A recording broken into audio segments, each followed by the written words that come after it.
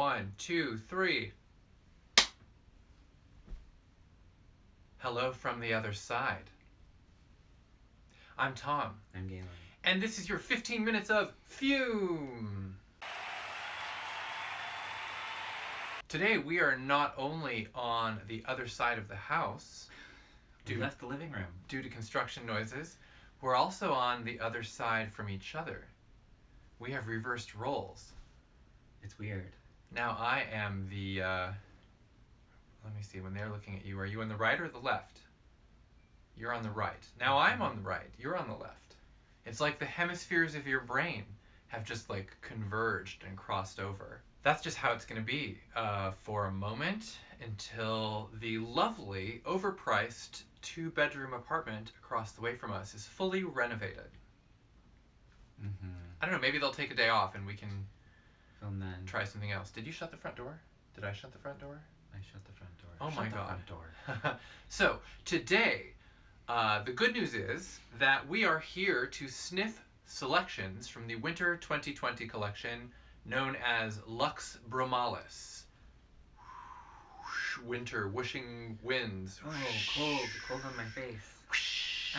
Cold on my face. This series of cold on your face perfumes are inspired by classical artworks of like winter scenery. Mm-hmm.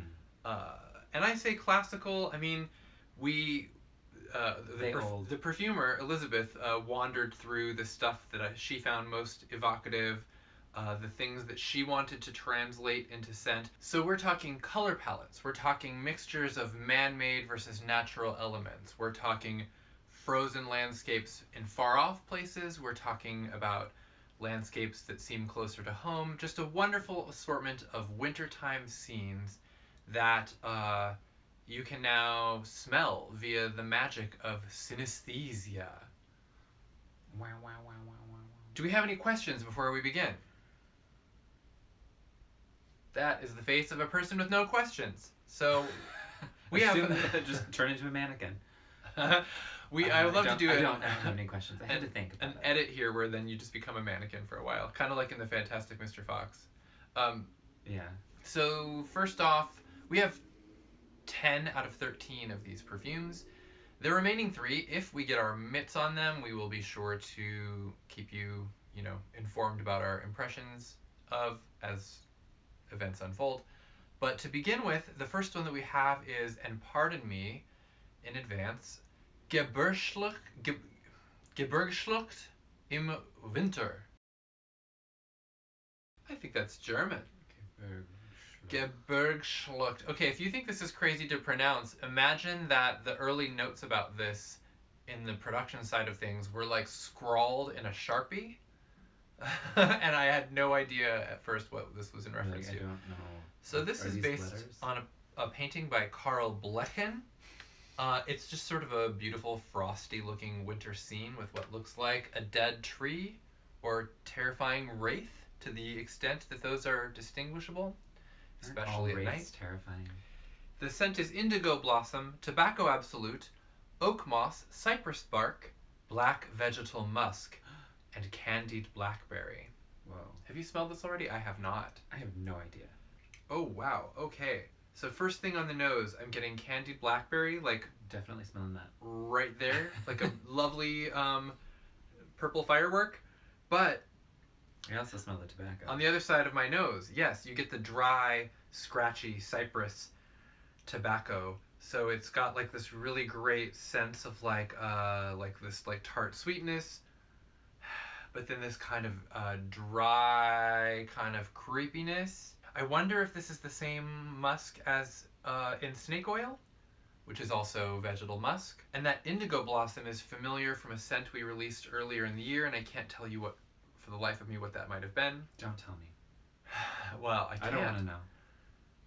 But it's funny because this last year we've released a number of scents that we've ended up describing as very purple, and this is one of them, but it's purple in a different way because it really is like a very dark purple. A deep, pitch dark. It reminds me a little bit of the night fragrance that I have said over and over again that I'm wearing to go to bed at night. It's almost like people are going to think that I just need to tell everyone about this over and over again. But this is purely, an element of comparison. What is with your need to tell people what you wear at It's night? similar. It's similar. No, it is. It Whereas that it's one just though tobacco. has the cacao, which this one does not. This one goes into like a mossier, tobacco-ier place. So but it definitely has like this kind of like dusk twilight situation. Well, I would say it's post-twilight. The blackberry though Which gives is it like alright. a kind of a glimmer, like the light. There's like a little bit of light in there. It's the moon. It's the moon, that blackberry moon. It does definitely have a kind of a gleam and a sparkle. It definitely changes like immediately once you put it on your skin because the blackberry is crowded out by the other notes. They're just like, no, I mean, This, on with the show. blackberry steps aside. The other people come in. They're like, "Hello, we have something to say." This indigo blossom is a note, but also weirdly, like those two words just really lead the description in terms of I think what I'm smelling. Like, Yeah.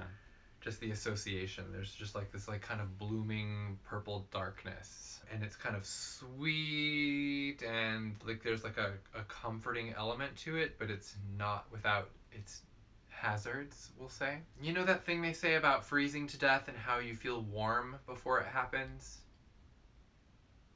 Yeah, That's what I'm getting from this. I know about that. So, Seems terrible. it seems terrible, but also, I mean, at least you get to feel warm. I don't know. What's the next one? Ha! The next one is also not in English. It's called Im Tiefen Winter. Richard Freer von Drasch-Wartenberg. Oh, married many times. You've got a... Just kidding. You've got a... It doesn't work that way. I with know, men. that's why I was kidding. It's a funny joke. You've got your... It's like a snowy scene with what looks like a river A black river. going through the forest. Stream, maybe just a stream. The scent is icy water cascading over smooth, mossy stones and a trickle of hearth smoke in the distance. Isn't that nice? How far is Whoa. that hearth smoke though? Because like you might be too far from home. It's not nearby from It's the giving bottle. you false hope. You're definitely Wow. like, I would say like thigh deep in the water in this scent. It's beautiful. It really does smell exactly like that. It is cold. Like my nose actually feels cold. Yeah, but it's fascinating because there's the part of like the you know how the water is still running and there's still like, and it is a frozen moss. Isn't that crazy? Here, smell like frozen moss. Wow. It really does smell mossy, but like my nose actually feels chilly. This is the scent of Smell. Elizabeth Moss in a Broadway production of Frozen. With less Scientology. I don't even know if we can say that. I think we can. I mean, it's not like that was the... She might get angry. She doesn't like to talk about it. She doesn't. I do, on the skin, I get a hint of that smokiness in the background, so if you're someone who... Totally. That really popped out like immediately. Yeah, but it's still distant. It is. You've got a long ways to go before you get to that cabin. This is one of the most interesting aquatics I have ever smelled because it's really not focused on that like mineralic component. Like I am getting maybe a hint of juniper, Mm-hmm. and I'm getting the stone. I'm definitely getting the stone. It's less about the smell of the water and more about like the moss and the chill and the stone. And then I think the imagination kind of like takes you the rest of the way there. And then the fact that there is And this then kind that of smoke. smokiness kind of rising in the background, which is like an interesting element of the human world, which really changes, I think, the dimension of our like symbolic associations with the scent. You know, like there is like life in the distance somewhere, and just that association warms it up just as much as the actual element of like the smoke as like a sort of a warm smell. So that's fascinating. Yeah. That is what I wanted from this collection. Because I have smelled a couple of these, and they're nice, and I have thoughts. But I wanted the surprises of being transported somewhere. Because at this point, it's the only form of travel that is available to us. And this smells far away from LA. When we were setting up the scene in here to film today on the bed, it really reminded me of Bed Knobs and Broomsticks and how they're all getting ready and like, you know, shawls and everything tucked to get on the bed to go traveling. So there is something really kind of sweet to me about us doing this collection on the bed. So just gotta like rotate that knob. We don't have any. Say the words, take me to the island of Naboombu, and then you're off. Wouldn't that be crazy if the camera recorded us teleporting away to a cartoon island full of animals playing soccer? I would just like to say that I had an argument with someone once over the ending of Grease because I said they drove away in a car that went into the sky at the end, and he said, no, they didn't. And I was like, the fuck they didn't? Yes, they did. That's how the movie ends. That's what that reminds me of. Anyway, that's how Grease ends. You know, that's funny because there's another musical from around for debate. That time period that ends with a car flying into space, which is The Apple. Oh, yeah. Remember at the end, they get in a car and it flies away into space. Yeah.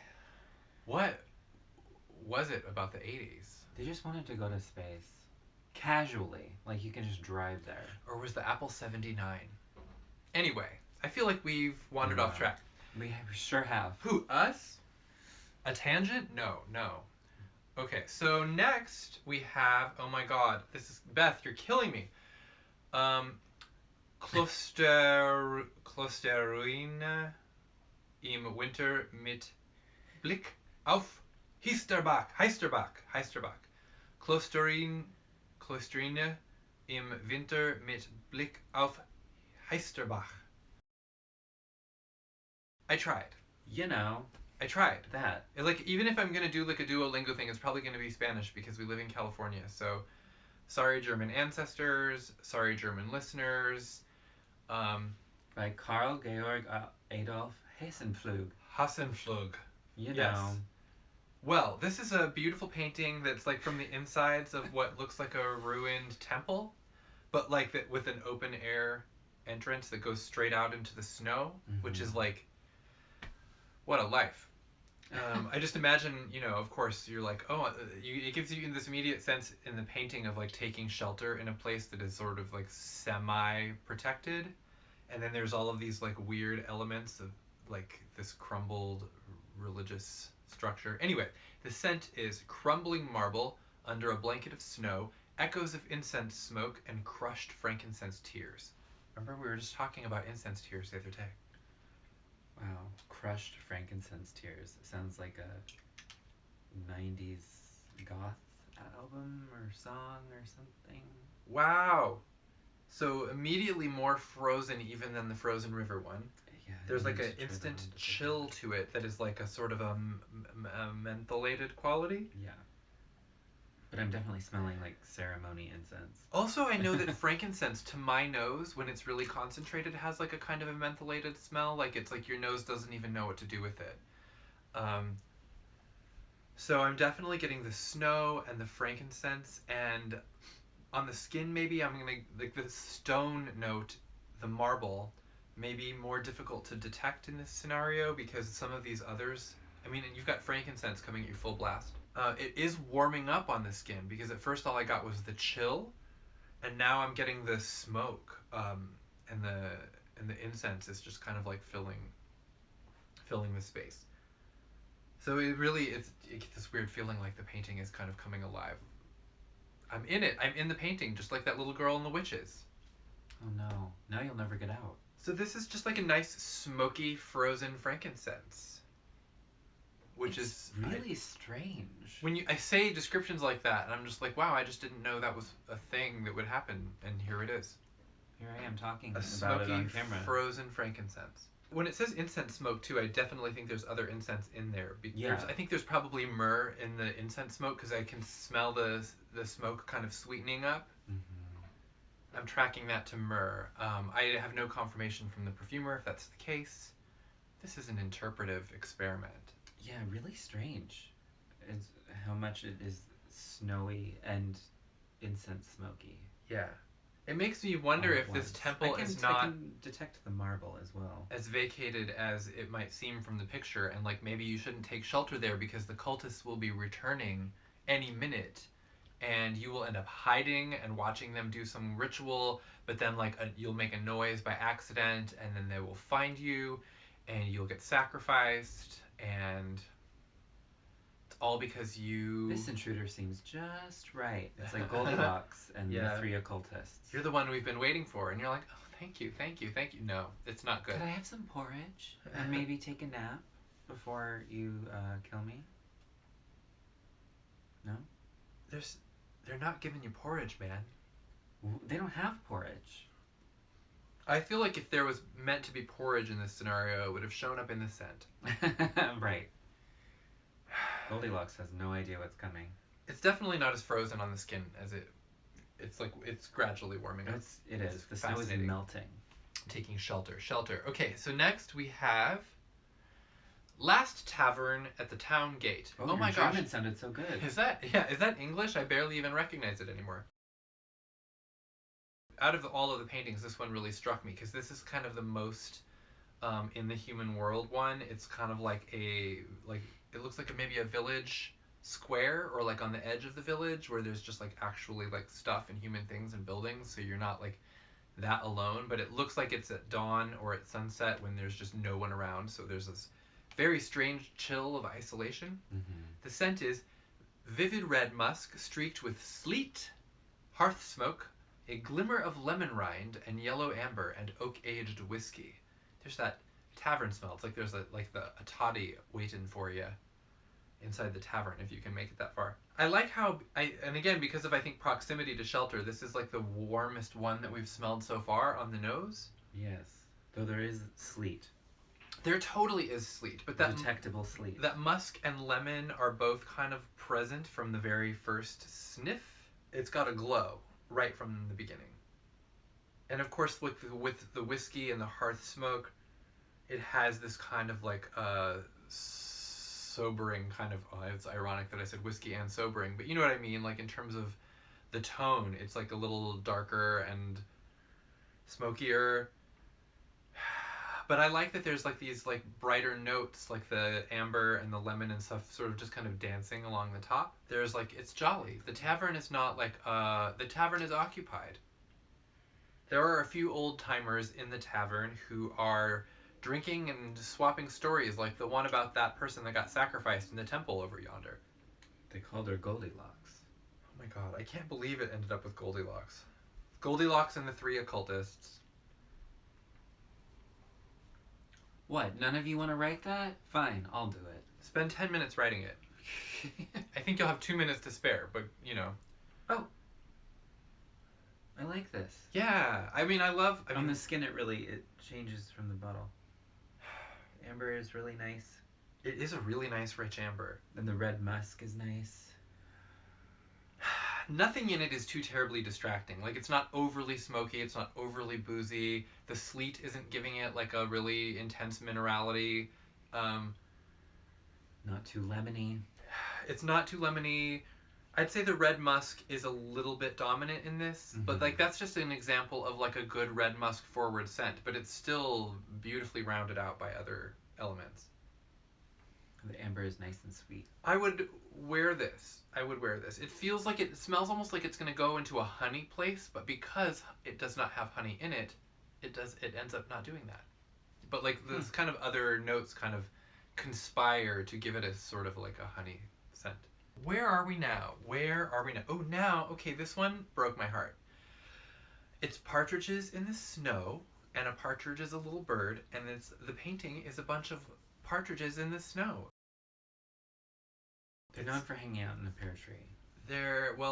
Something has happened to the pear tree. The pear tree is gone. It got removed. They have shunned the pear tree. And this painting is just beautiful because you see the vulnerability of these small brown birds crossing the snow, and it's hard to be a bird in the winter. I remember learning, it is. Flying, for example, takes so much energy that, like, in the winter, a small bird has to eat, like, a seed every several seconds in order to maintain enough, like, caloric intake to be able to remain alive and to like fly and stuff. And obviously that doesn't mean that they have to eat those seeds like every couple of seconds, but just like, you know, on average throughout the day. Like it requires survival is very difficult for birds in the winter. That's why bird feeders are so important. Ironically, those become a magnet for predators who like to eat birds, but like, we're just doing the best we can. Anyway, the scent is a bundle of roasted chestnut, oak bark, sawdust, balsam, and warm brown musk against a backdrop of white sandalwood, orris butter, and juniper. This is just like, even just reading the scent notes and how like kind of cozy they are, cozy and brown, it just makes me tear up a little bit. I'm feeling unnecessarily, unduly protective of the birds in the painting, which is the surest sign that I'm cracking up from isolation. What? A bee pal sniffer crying spontaneously over like virtually nothing? Like that's practically the entire fandom. So. Oh wow. So that chestnut scent, the roasted chestnut, reminds me of that one from the BLICK collection. Mm-hmm.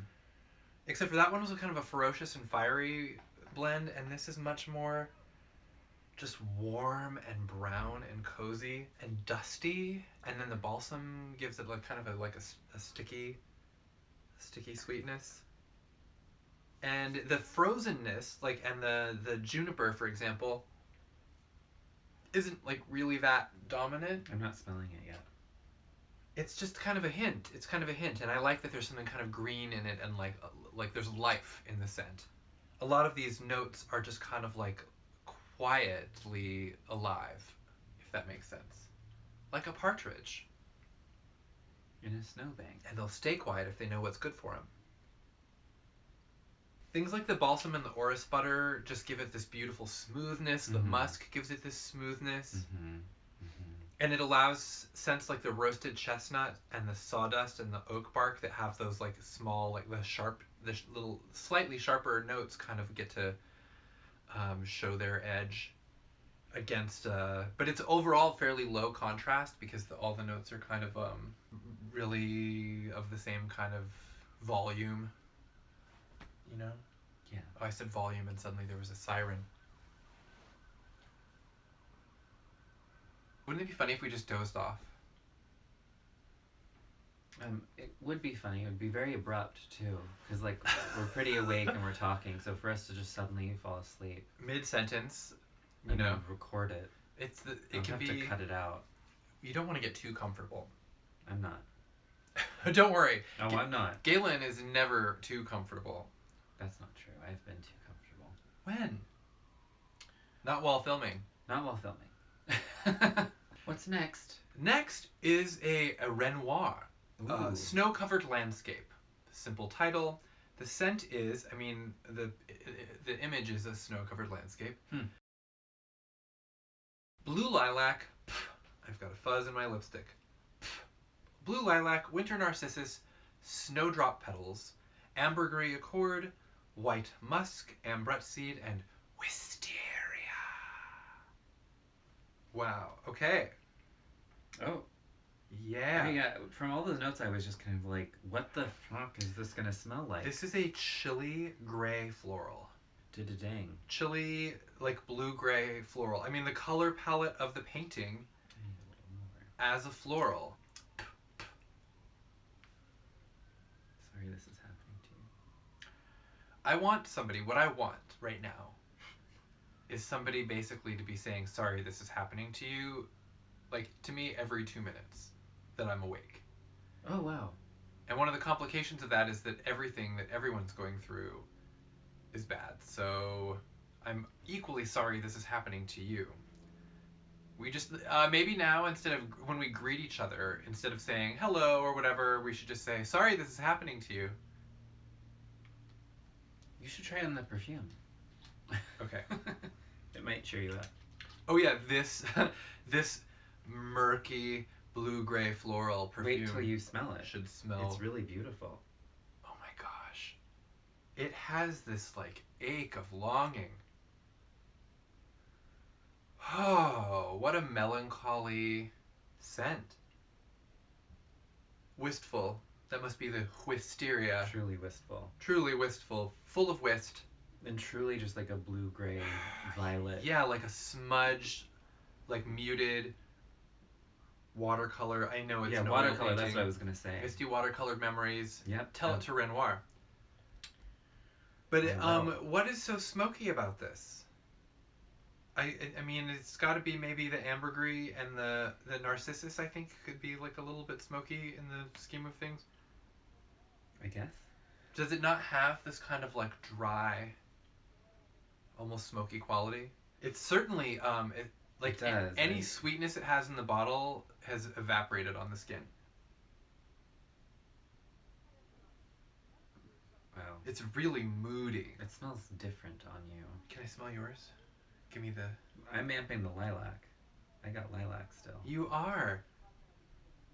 I think I'm probably... what I'm getting is, I think, the narcissus and the ambergris. What are snowdrop petals? Well, a snowdrop is a flower. Oh, then just kidding. So... That's awkward. If you hear background noise, this is just from the retirement village that is on the other side of our wall here. But that's probably less distracting overall than the construction noises. I love that this scent manages to be kind of sentimental without being like joyful. You know? Oh, I hate that. I like a scent that allows you to be sad. It's like a comfort when someone doesn't try to cheer you up and instead they just acknowledge that you're sad and they're just like, oh yeah, oh, you deserve to be sad. Sorry this is happening. Sorry this is happening to you. So next we've got an easy one to remember. Sunrise in winter. It's funny too because the painting is like one of the more ghastly, frightening paintings, and it looks like the drawings from the Scary Story. Hold on. Rewind. Looks like a drawing from the Scary Stories to Tell in the Dark book. It does. It does. Something is going to come crawling out. You know, it's like basically sunrise in winter, right before the sun comes up, is like the last chance that any monster out there has to come and grab you before the sun comes up. It's like last call for monsters. And the scent is Roman chamomile, golden tea leaf, Ti, and crystallized amber, illuminating blackened vetiver and smoky oud. Okay, I'm a little scared. I'm actually scared of the description. That's a great sign. I'm looking forward to it. Whoa. It's like if you were eating a cheese platter, and I mean gradually consuming the whole platter. When you change from one type of cheese to another and it's just like a very intense cheese. This is a very intense cheese on our little cheese platter. I think the tea leaf is too much for me. I thought I was going to like it a little bit more, but now I'm like... I wonder if that would ease up on the skin. In this, I'm definitely... Okay, so you got your smoky oud, you got your vetiver. The tea leaf is kind of sending everything aloft. It's like a really strong herbal, smoky herbal. That amber is not sweetening things up at all. Like, I can see how there might be like a warmth in this scent that is imparted by the amber that is reminiscent of the gradual lightening of the sky. And I like that there's this, because of the vetiver and oud and tea, there's just this kind of like woody scent. Like, it's very outdoorsy. Nary a drop of sweetness to be found. Nary just like a glimmer of warmth, and the rest of it is just like dry, barren, cold. Yeah. Fascinating. It reminds me a little bit of embalming fluid. Oh, that makes sense. Does it? Does it make sense? I mean, it makes sense as to what I'm smelling. I mean, maybe it's just the extreme dryness that I'm reacting to also, because embalming fluid is a very... And the tea. Clean... There is a cleanliness to this overall, too, where it's just like... Yeah, the tea. But I don't know what Ti really is compared to tea. Chamomile is in here. Yes. Is chamomile an embalming fluid? No, but it's a tea. I googled Ti, and it took me to Texas Instruments, and also there's a rapper named Ti. Tea leaf is, I guess, a Hawaiian plant. It's used in all sorts of things. I have to say, I was expecting between the oud and the vetiver for this to kind of go into a really foreboding place, and it's actually relatively chill. Like, I'm not that scared. Between the painting and the description, I was like, and now I'm like, you know, kombucha lady face. So, Oh, okay, now We have more. We have more. We have several more. So Don't sorry. go anywhere. Now, this is one of my favorites of the collection. I actually went ahead and bottled this myself because I couldn't wait to smell it. The Icebergs by Frederick Edwin Church.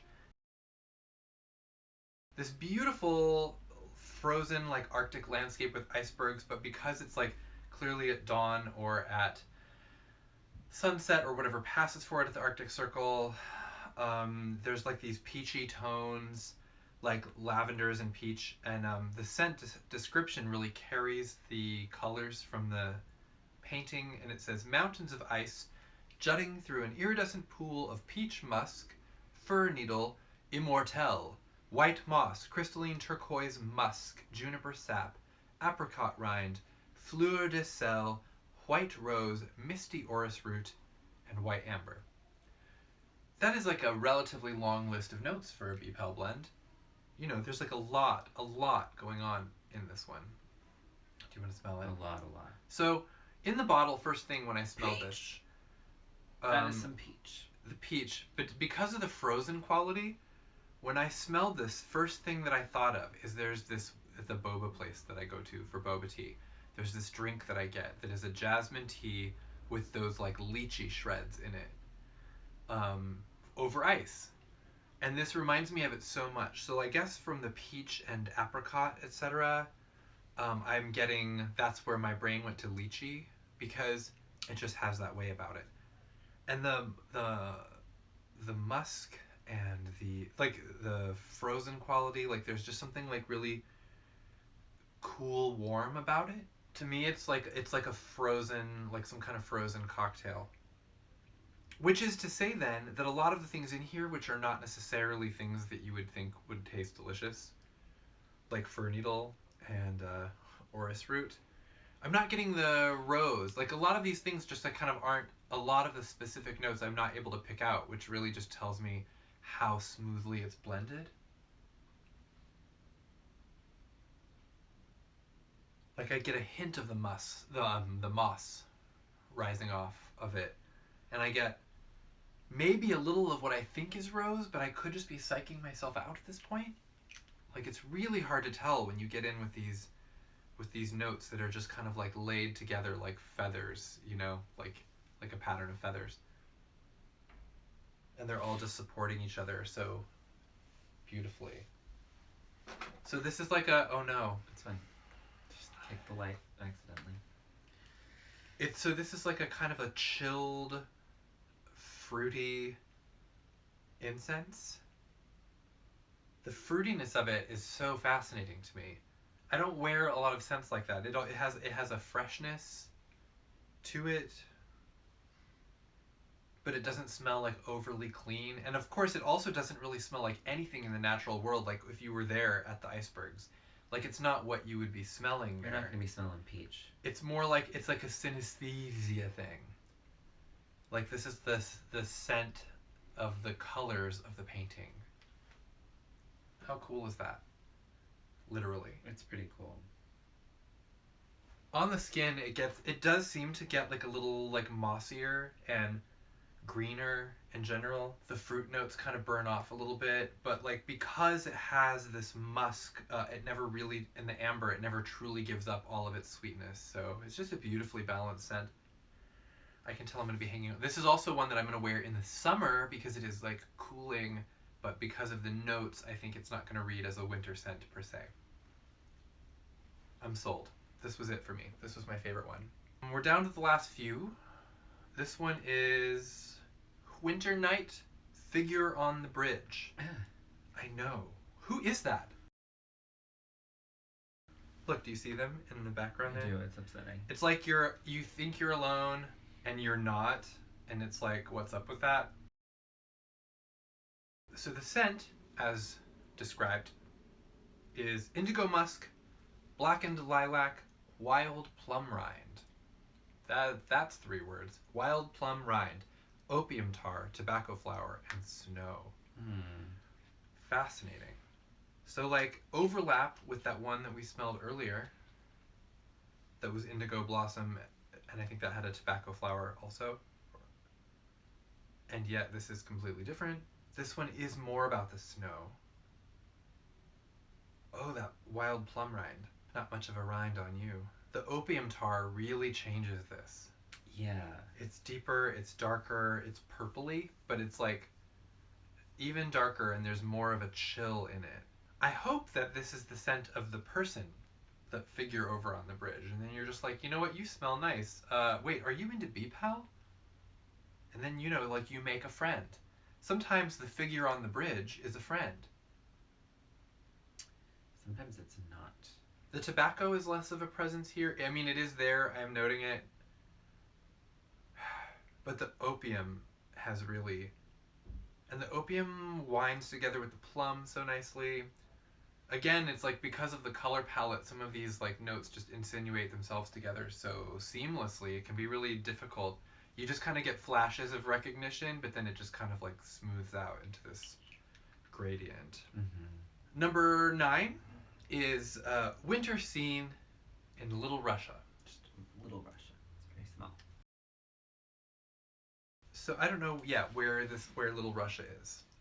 It might be so small that I can't find it. It's in Kansas. They might be keeping it away from me because I'm large and I could smash it. I don't know. You must keep Little Russia safe. From me. From the large. From the large. The large and ungainly.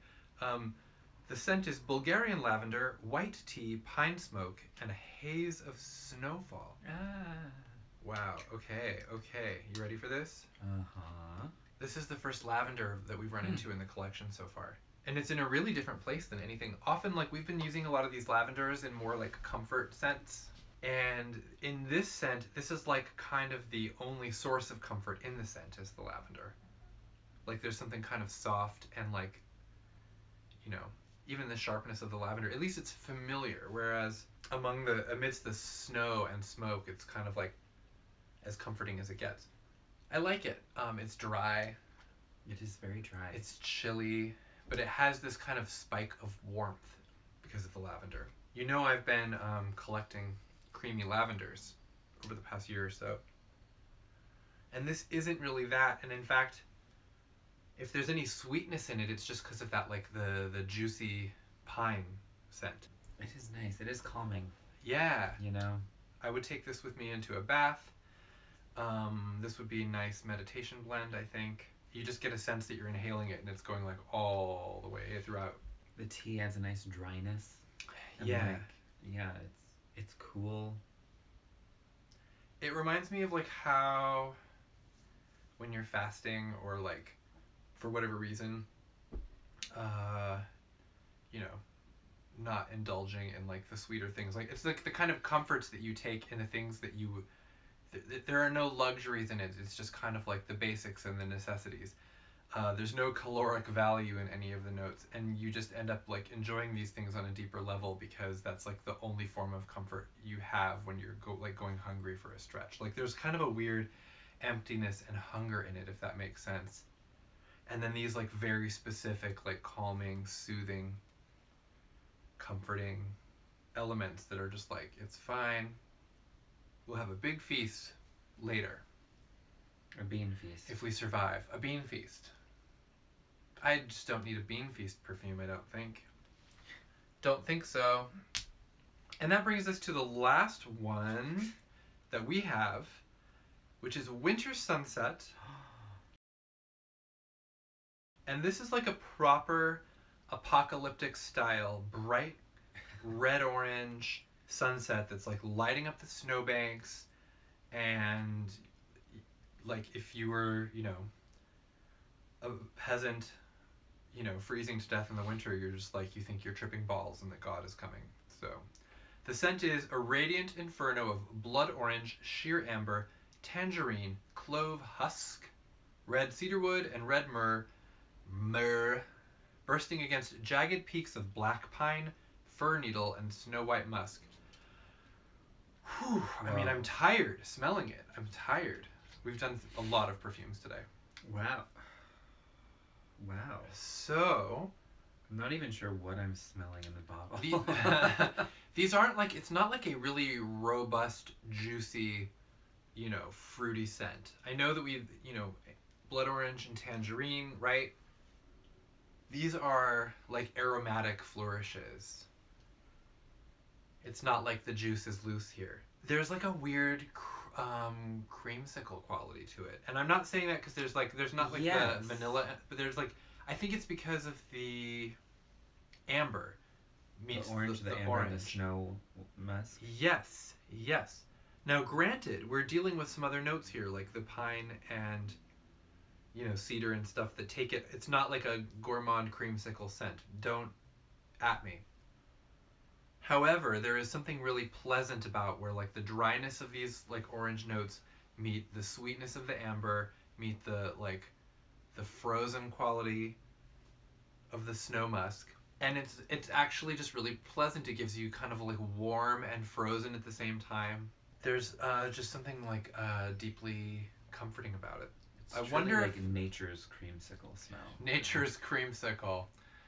Just a bunch of nice organic components creating something that smells kind of like the creamsicle.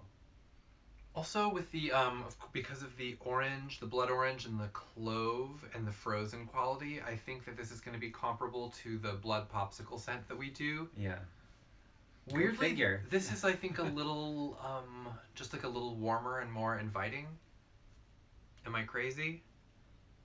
That one has more of a tang to it. It's bloodier, and I think even it's juicier, honestly. And this is just kind of a more weirdly less ominous. Dry. Yeah. Another, and comparable to the icebergs in terms of one that is like fruity, but not in like a really wild way. That would probably be really great to wear in warmer times because it has like a chill component that's going to keep you thinking chill thoughts. But it's the associations of the fruit blend are not out of place in a warmer time. Mm-hmm. So I love this. What am I getting in there that's kind of green? I wonder if that's, I bet it's the cedar. Well, it says red cedar wood, but still. Pine, and the pine. Yeah. There's just something kind of like fresh and outdoorsy. Yeah. Whew. How pleasant. I'm glad that we ended on that one. Yeah. Beautiful sunset. We got to see a beautiful sunset. I'm really worried about like if we had ended with the stranger on the bridge. That's not good, right? That's ominous. That's like the last thing people might have heard from us is that we encountered a stranger on a bridge and a perfume and then we're never heard from again. Do you see someone over there? Who is that? Hello? Creepy. Well, that is our I'm upset. Lux Brumalis collection, and it just wouldn't be a 15 minutes of fume video if Galen wasn't. If it weren't over 15 minutes. And Galen wasn't very upset at the end. Oh. So that's what we've got for now. We're going to be bottling more this week, and we have an upcoming lunacy to sniff for you, and so much to look forward to in the new year. New exotic locales, like maybe other rooms in the apartment. Could we film a video, like, in the bathroom, like we're in the tub? I'm not doing that. I'll work on it. No way. All right. Well, have a wonderful week, and we will be seeing ya. Maybe, like, we're the stranger on the bridge, and we're just like, gonna be seeing ya.